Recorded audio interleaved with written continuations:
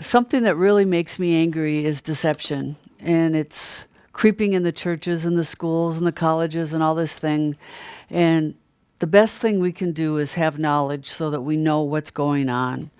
There's so much that if I could go back to the movements we came out of, if I'd have had some knowledge and some warnings that were good warnings rather than just people not really having enough facts to say this is Gnosticism, this is mysticism.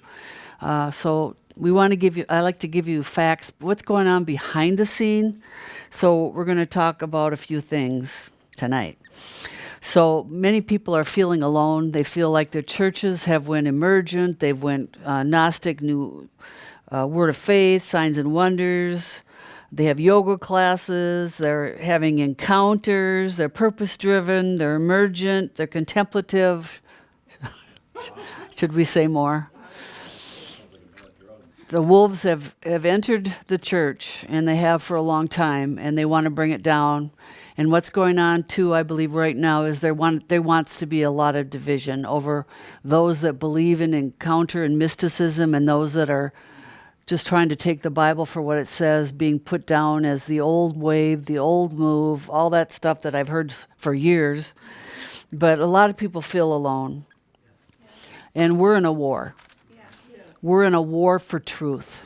And the more truth, the more of a warfare, because the enemy doesn't want truth, and he wants to stop all of us from speaking truth.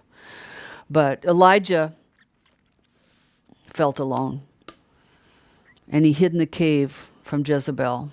He thought he was the only one. He thought he was totally alone. And I know a lot of people, you feel like you're alone.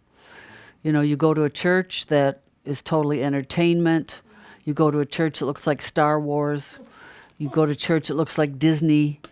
All this entertainment, and you don't get real biblical preaching, you get stories. Stories, dreams, and visions, and new interpretations.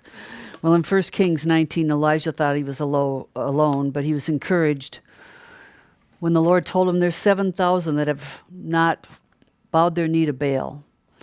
And there's a lot of people we don't know of that have not bowed, and they're not following other gods, but they're trying to stay on that straight and narrow path.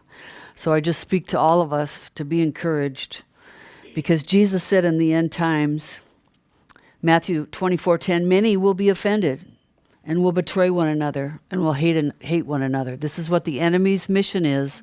His end time plan, his end game is to divide the church, divide the family, divide the home. He is the author of confusion. God is not. He is confusion. And there's so much going on, and we have to know that don't take these things personally.